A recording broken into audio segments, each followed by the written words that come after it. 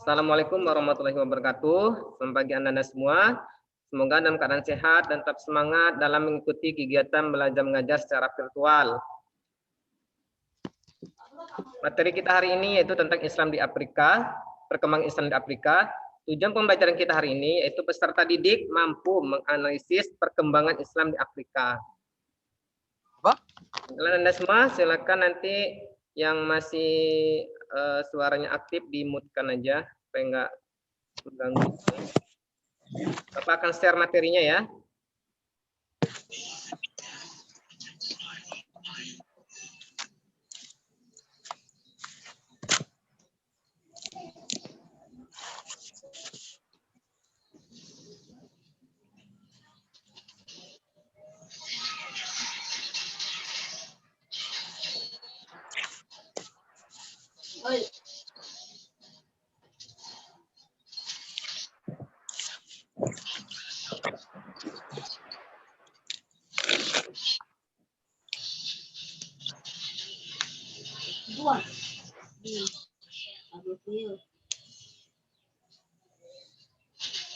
Mohon sabar, sedang mau dikoneksikan materinya.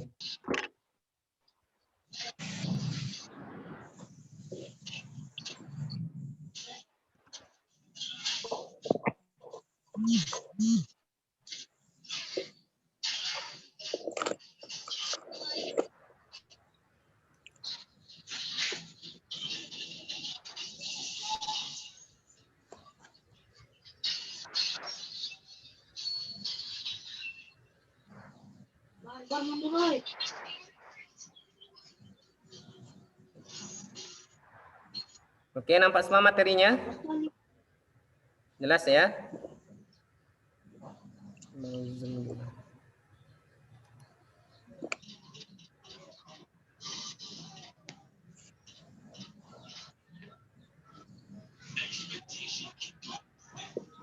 Nah, Islam di Afrika. Entah Bapak mau mengaktifkan dulu teman-temannya yang baru join.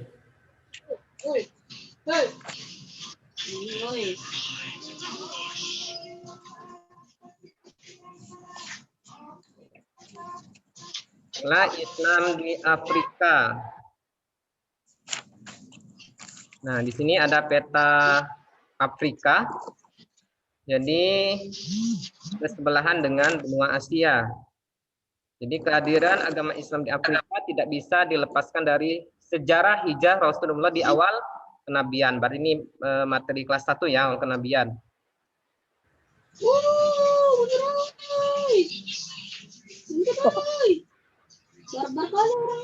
Tolong suaranya dimatikan. Siapa nih? Akmal. Bentar ya Bapak, matikan dulu suaranya supaya nggak ada banyak. Oke, udah. Aku ulangi ya. Jadi materi kita adalah Islam di Afrika. Nih benua Afrika seperti ini, bersebelahan dengan benua Asia. Kehadiran agama Islam di Afrika tidak bisa dilepaskan dari sejarah hijrah Rasulullah di awal kenabian. Pada tahun kelima dari kenabian, Rasulullah SAW memerintahkan beberapa orang sahabatnya yang berjumlah 15 orang, 11 laki-laki dan 4 wanita, untuk hijrah ke Habasyah atau Ethiopia. Nah, jadi pada awal kenabian itu kan Rasulullah mendapat perlakuan yang tidak menyenangkan, ya, mendapat siksaan, begitu juga dengan para pengikutnya, ya, terutama Rasulullah. Akhirnya Rasulullah hijrah bersama para sahabatnya, itu hijrah ke Habasyah, diperintahkan oleh Rasulullah. Nah, di Habasyah ini ada seorang raja yang bernama Raja Najasyi. Nih, Raja Najasyi sebelah sini ya. Raja Najasyi, raja ini beragama Kristen, namun orangnya memiliki rasa keadilan yang tinggi. Nah, akhirnya para kaum muslimin yang hijrah ke Habasyah mendapat perlindungan oleh Raja Najasyi, meskipun Raja Najasyi ini beragama Kristen. Hijrah ini dipimpin oleh Utsman bin Maz'un yang bertujuan untuk menghindari penyiksaan-penyiksaan dan menyelamatkan diri dari kaum kafir Quraisy serta berdakwah agama Islam. Jadi pada saat di hadapan Raja Najasyi ini, kafir Quraisy pun tahu bahwasanya kaum muslimin hijrah ke Habasyah. Akhirnya mereka pun juga mengutus seseorang untuk mendatangi Raja Najasyi ini, ya. Istilahnya kalau kata kita nih dikompori lah Raja Najasyi ini agar mengembalikan kaum muslimin ini ke daerah asalnya atau ke Mekah. Namun karena keadilan Raja Najasyi, akhirnya Raja Najasyi ini meminta kaum muslimin untuk membela diri. Nah, akhirnya terjadi perdebatan di situ. Perdebatan ini pun menyinggung tentang kelahiran Nabi Isa, namun mampu dijawab oleh kaum muslimin karena di dalam Al-Qur'an pun dijelaskan bagaimana Nabi Isa itu dilahirkan. Ya, akhirnya setelah mendengar firman Allah dan Raja Najasyi merasa bahwasanya antara Islam dan Kristen pada saat itu memiliki garis yang sama, yaitu tentang tauhid. Nah, akhirnya kaum muslimin itu diterima oleh Raja Najasyi, sementara kaum kafir Quraisy, perwakilan kaum kafir Quraisy itu disuruh pulang oleh Raja Najasyi. Itulah itu sejarahnya ya. Jadi Raja Najasyi ini yang walaupun beragama Kristen pada saat itu, karena ajaran yang disampaikan Al-Quran pada saat itu hampir sama, akhirnya Raja Najasyi ini menerima kaum muslimin. Selain itu pada sekitar tahun 6 Hijriah, Nabi Muhammad SAW mengutus sahabatnya Hatib bin Abi Balta'ah untuk menyampaikan surat dakwah seruan agama Islam kepada Muqawqis, penguasa Mesir, gubernur Romawi Timur. Jadi itu sejarah singkat Afrika secara keseluruhan ya. Nah, di sini ada perkembangan Islam di wilayah Afrika pada masa Khalifah Umar bin Khattab. Nah, di perkembangan Islam itu mulai berjalan setelah Rasulullah wafat, itu meneruskan ekspansi wilayah terjadi pada masa Khalifah Umar bin Khattab. Pada tahun 640 Masehi, Islam sudah masuk ke Mesir dibawa oleh Amr bin As dan berkembang ke wilayah Barqah dan Tripoli pada masa Khalifah Utsman bin Affan. Jadi pada sahabat ini dari zaman Abu Bakar, Umar, Utsman itu melakukan ekspansi wilayah karena ini meneruskan dakwah, meneruskan perjuangan dakwah Rasulullah. Pada tahun 708 Masehi, pada awal pemerintahan Walid bin Abdul Malik, kepemimpinan Afrika Utara di bawah kepemimpinan Musa bin Nusair, Afrika Utara mengalami perubahan sosial dan politik yang cukup signifikan. Penyebaran dakwah Islam berhasil sangat luar biasa. Jadi di bawah kepemimpinan Musa bin Nusair, Afrika Utara mengalami perubahan sosial politik, terutama dalam penyebaran dakwah Islam. Dan beberapa sejarawan menyebutkan bahwa Musa bin Nusair adalah salah seorang yang telah berjasa dalam menyebarkan dakwah Islam di Afrika Utara. Di benua Afrika terdapat banyak negara yang berpenduduknya mayoritas Islam seperti Mesir, Libya, Tunisia, Aljazair, Maroko, Sahara Barat, Mauritania, Mali, Nigeria, Senegal, Gambia, Guinea, Somalia, dan Sudan. Sedangkan negara-negara di benua Afrika yang minoritas Islam adalah Zambia, Uganda, Mozambique, Kenya, Kongo, dan Afrika Selatan. Jadi nanti di beberapa negara ini yang kita pelajari pada hari ini. Nah, pertama adalah negara Mesir. Jadi ini benua Afrika, Mesir letaknya di sini, diberi garis, diberi lingkaran merah ini ya Mesir. Egypt ini ya. Ini kalau di zoom seperti ini. Negara Mesir.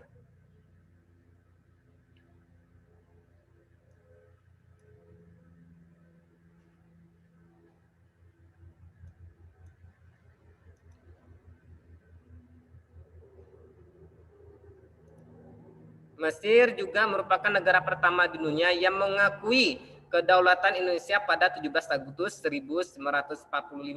Nah, ini kita kembali pada sejarah Indonesia.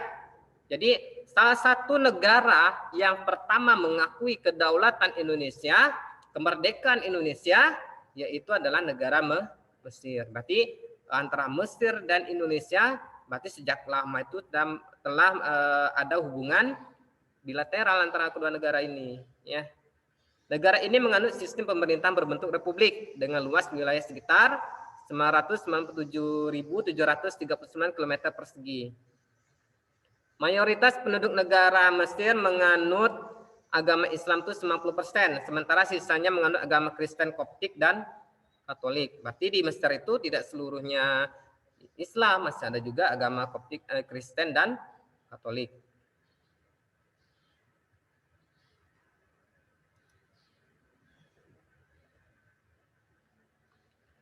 Sejak zaman Rasulullah SAW, sebenarnya telah menjalin hubungan baik dengan salah satu bangsawan Afrika, yaitu Gubernur Mukaukis di Mesir. Hubungan baik itu pun berlanjut saat Umar bin Khattab menjabat sebagai khalifah. Ini Khalifah Umar bin Khattab ini khalifah kedua setelah Abu Bakar Siddiq. Pada masa Umar bin Khattab, Mesir dapat dikuasai umat Islam dengan Panglima Amr bin As, berhasil menundukkan benteng Tondanisus di Ainun, Syam. Dan selanjutnya perjuangan diarahkan ke Iskandaria, kota pelabuhan terbesar di Mesir. Jadi perkembangan Islam itu paling pesat jika berada di perairan atau ada yang memiliki pelabuhan. Jadi kalau suatu negara itu memiliki pelabuhan, maka itu lebih cepat untuk penyebaran agama. Sama seperti di Indonesia ya. Jadi beberapa wilayah yang memiliki pelabuhan itu akan lebih pesat perkembangan agama Islamnya. Setelah seluruh Mesir dikuasai Islam, diadakan perjanjian antara Amr bin As dan Mukaukis bahwa Mesir menjadi daerah taklukan Islam. Dalam perkembangan selanjutnya, Mesir menjadi daerah Islam dan penduduk Afrika banyak yang memeluk agama Islam. Nah, jadi di Mesir ini terdapat beberapa bangunan dengan nilai seni yang tinggi seperti Al-Qasr Al-Gharb, Istana Barat, Istana Timur, Universitas Al-Azhar ini, Universitas Al-Azhar. Jadi bagi kalian yang ingin kuliah di Universitas Al-Azhar itu sangat baik ya. Di sini itu ada program beasiswa, tinggal kita aja yang pandai-pandai untuk mencari referensi. Namun kalau untuk kuliah di Universitas Al-Azhar itu biasanya melalui undangan dengan kriteria tertentu.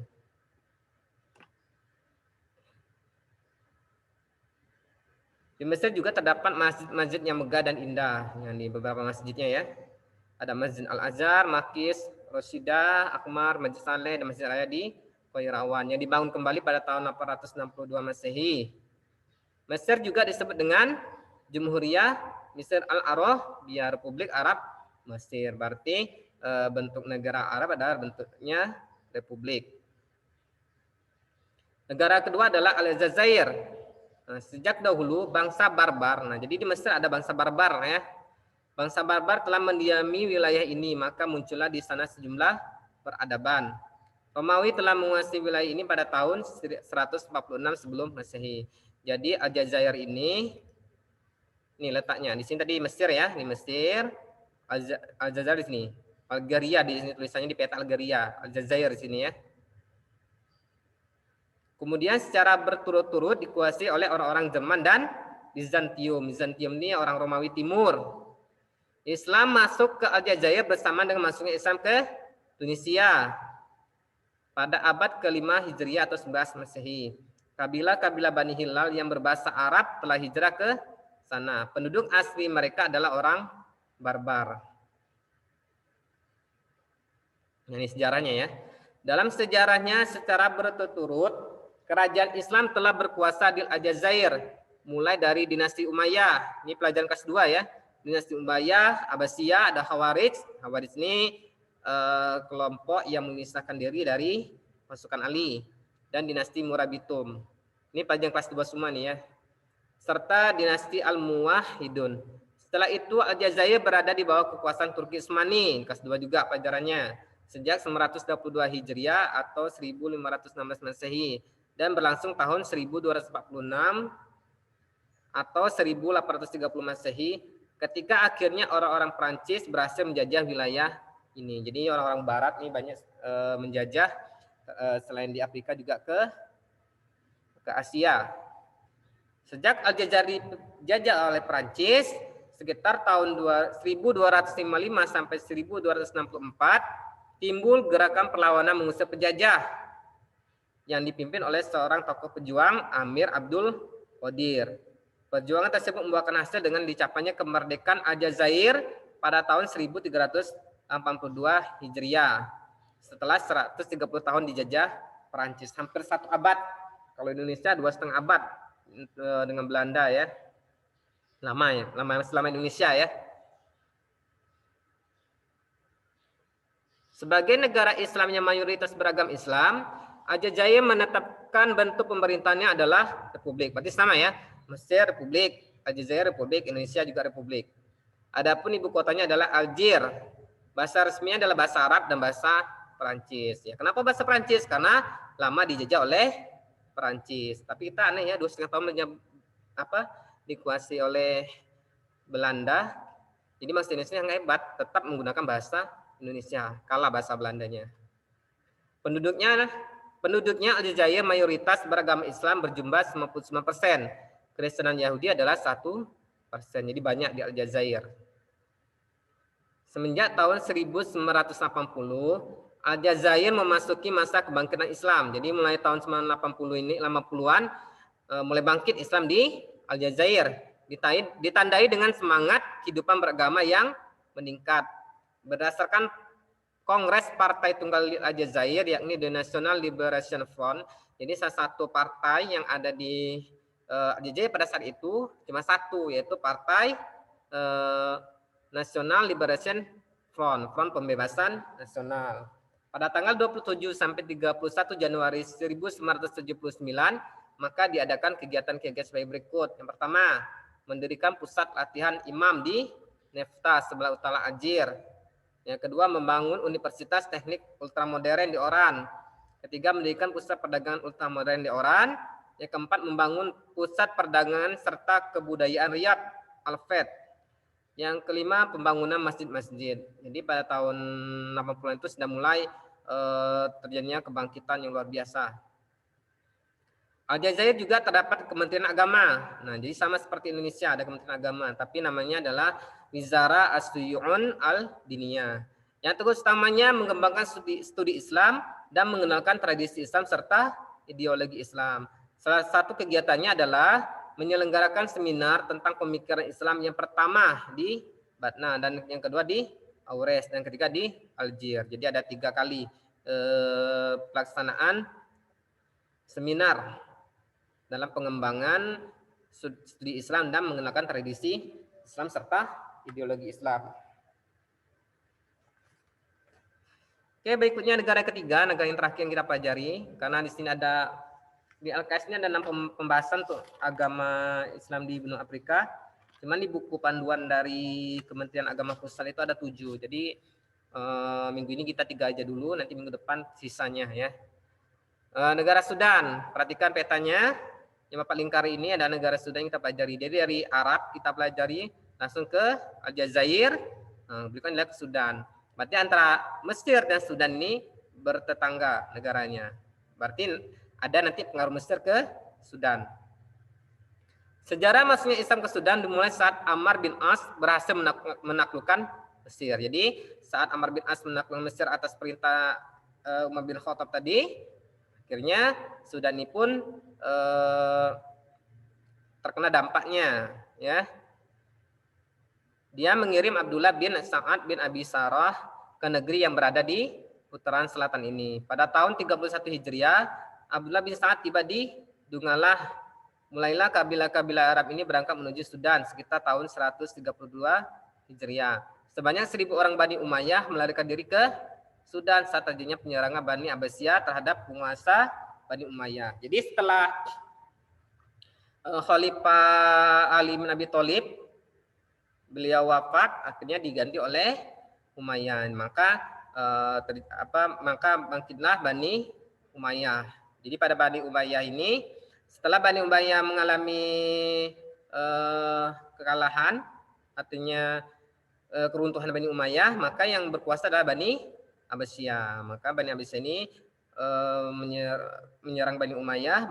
Banyak dari orang Bani Umayyah ini melarikan diri ke Sudan. Jadi itu cikal bakal Islam berkembang di Sudan. Pada abad kedua Hijriah 8 Masehi, umat Islam berhasil menguasai kerajaan-kerajaan Nasrani di Sudan seperti Kesultanan Az-Zarqa atau Kerajaan Fuang yang beribu kota di Sinar. Tahun 911 sampai 1237 Hijriah. Perkembangan Islam di Sudan dapat diperhatikan semenjak negara ini mengumumkan kemerdekaannya pada tahun 1376 Masehi di bawah pimpinan Ismail Az-Zahari. Kemudian diikuti oleh pemerintah Abdullah Khalil pada tahun 1957 Masehi. Sesudah kudeta militer, negara ini dipimpin oleh Farid Ibrahim. Revolusi rakyat bawah tanah dilakukan oleh rakyat yang mengakibatkan kekuasaan yang diambil alih oleh Al-Khatmi Khalifah tahun 1965 sampai 1969. Pada tahun 1389 Hijriah terjadi kudeta militer yang dipimpin oleh Ja'far Numairi. Ia berkuasa mulai tahun 69 sampai 1985 yang berhasil dijatuhkan oleh revolusi rakyat. Gerakan Ikhwanul Muslimin memiliki basis kuat di Sudan. Untuk memiliki pemimpin definitif pada tahun 1956 Masehi diselenggarakanlah pemilu untuk memilih presiden. Dan pemilu itu dimenangkan oleh Ahmad bin Ghani. Namun demikian kemudian terjadi kudeta militer di bawah pimpinan Umar Hassan Ahmad Bashir. Ia memenangkan pemilu pada tahun 1956 Masehi dan ditetapkan sebagai presiden. Jadi sejarah kepemimpinan di Sudan sejak 1956 itu sering terjadi kudeta, pengambilan pemaksaan kekuasaan. Nah, itu kudeta artinya ya. Jadi terjadi kudeta militer. Jadi seperti itu sehingga tahun 1986.